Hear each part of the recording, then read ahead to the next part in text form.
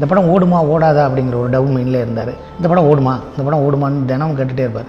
நான் சொன்னேன், இந்த படம் ஓடுனா நான் உங்களை சினிமாவில் திருப்பி வந்து சந்திப்பேன், ஓடலைன்னா நான் உங்களை சந்திக்க மாட்டேன் அப்படின்னு. ஸோ ஒரு அஜித் வச்சு நீங்கள் ரெட் படம் பண்ணியிருந்தீங்க. ஸோ அந்த ஆஃபர் உங்களுக்கு எப்படி கிடச்சிது சார்? உன்னை தேடிங்கிற படத்தை ஃபுல் ஸ்கிரிப்ட் நான் சுந்தர் சி சார் வீட்டிலே உட்காந்து ஒரு 7 days நான் தான் பண்ணேன். டைரக்டர் நானும் உட்காந்து 2 பேருமே என்னென்ன சீன்ஸ் எல்லாம் வரணும் அப்படிங்கிறதெல்லாம் பண்ணோம். அந்த படத்தில் வந்து அஜித் சார் வந்து HM மேக்கர்ஸ்க்காக அந்த படம் பண்ணோம். அதில் ஹீரோவாக நடிச்சார். அந்த படத்தில் ஒரு 60 நாள் 70 நாள் நானும் அஜித் சாரும் ஒன்றாவே காரைக்குடி, நியூசிலாண்டு அதில் எல்லாம் சாங் எடுக்க போது, சீன் எடுக்க போக எல்லாம் சீன் சொல்லும்போது, பேசும்போது, வைக்கும்போது அவர் கூட நல்லா பழகினேன். பட் அந்த கதை, இந்த படம் ஓடுமா ஓடாதா அப்படிங்கிற ஒரு டவுட் மைண்டில் இருந்தார். இந்த படம் ஓடுமான்னு தினமும் கேட்டுகிட்டே இருப்பார். நான் சொன்னேன், இந்த படம் ஓடுனா நான் உங்களை சினிமாவில் திருப்பி வந்து சந்திப்பேன், ஓடலைன்னா சினிமா ஒரு பெரிய கடலுங்கிறாங்க, நான் ஏதோ ஒரு மூலையில் இருப்பேன், நான் உங்களை சந்திக்க மாட்டேன் அப்படின்னு. பார்க்கலாம் அப்படின்னாரு. அதே மாதிரி தான் படம் முடிஞ்சிச்சு. டப்பிங் அப்போ அவருக்கு சின்ன ஒரு ஆக்சிடென்ட் ஆச்சு. அந்த ஆக்சிடென்ட்டுக்கு அப்புறமே அவர் பெட்டில் தான் வந்து டப்பிங் பேசினார். அவர் 1 மணி நேரத்துக்கு 2 மணி நேரத்துக்கு மேலே டப்பிங் பேச முடியாது.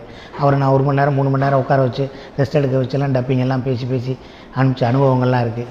ஸோ ஒரு நாள் என்கிட்ட சொன்னார், இந்த படம் ஓடிச்சுன்னா நம்ம படம் பண்ணலான்னாரு. ஸோ அந்த படம் ஓடிடுச்சு. ஸோ காமராஜர் மெமோரியல் ஹாலில் 100 days ஃபங்க்ஷன் வந்துச்சு. அப்போ என் காதில் சொன்னார், நாளைக்கு நிக்காட்ஸ் போங்க, ஒரு படம் பண்ணலாம் அப்படின்னு சொன்னார். அந்த படம் தான் இருக்குது. ஸோ ஒரு பெஸ்ட் குவாலிட்டி ஆஃப் அஜித் அப்படின்னா என்ன ஒரு குவாலிட்டி சொல்வீங்க? பெஸ்ட் குவாலிட்டி அவருக்கு ஒரு நல்ல ஹியூமன் பீயிங், பெரிய ஹியூமன் பீயிங். தான் செய்கிறத அடுத்தவங்களுக்கு தெரியாமல் செய்வார். மனசில் பட்டதை உடனே செஞ்சுருவார். லேட் பண்ண மாட்டார். பிடிச்சிருக்குன்னா பிடிச்சிருக்கு, பிடிக்கலன்னு அர்த்தம். ரிஸ்க் எடுப்பார், பயங்கர ரிஸ்க் எடுப்பார். என்ன ஒரு நடிகரை, அதை தாண்டி ஒரு ஹியூமன் பீயிங். ஸோ உங்களோட வாய்ஸே வந்து ஒரு மாதிரி டிஃப்ரெண்ட்டாக, ஒரு மாதிரி பெக்யூலராக இருக்குது. ஸோ அது உங்களுக்கு ப்ளஸ்ன்னு நினைக்கிறீங்களா இல்லை மைனஸ் நினைக்கிறீங்களா? இல்லை, அது எனக்கு என்னன்னு தெரியல. நான் அந்த மாதிரி பர்பஸாக நான் பேசுகிறேன்னா வைக்கிறேன்னா தெரியல. நான் தான் அப்படி பேசுகிறேன். பட் அதை எடுத்துகிட்டு மிமிக்ரியில் ஒரு ஏதோ ஃபஸ்ட்டு வந்துட்டேன், ஏதோ வசத்த போகுது யார், கலக்க போகுது யார், வெளியே போய் இதெல்லாம் பேசுகிறேன் அப்படின்னாங்க. பட் எனக்கே தெரியல. பட் ரீசெண்டாக நான் வந்து லயன் கிங்னு ஒரு தமிழ் ரீசன்ட் டிஸ்னியில் வந்துச்சு.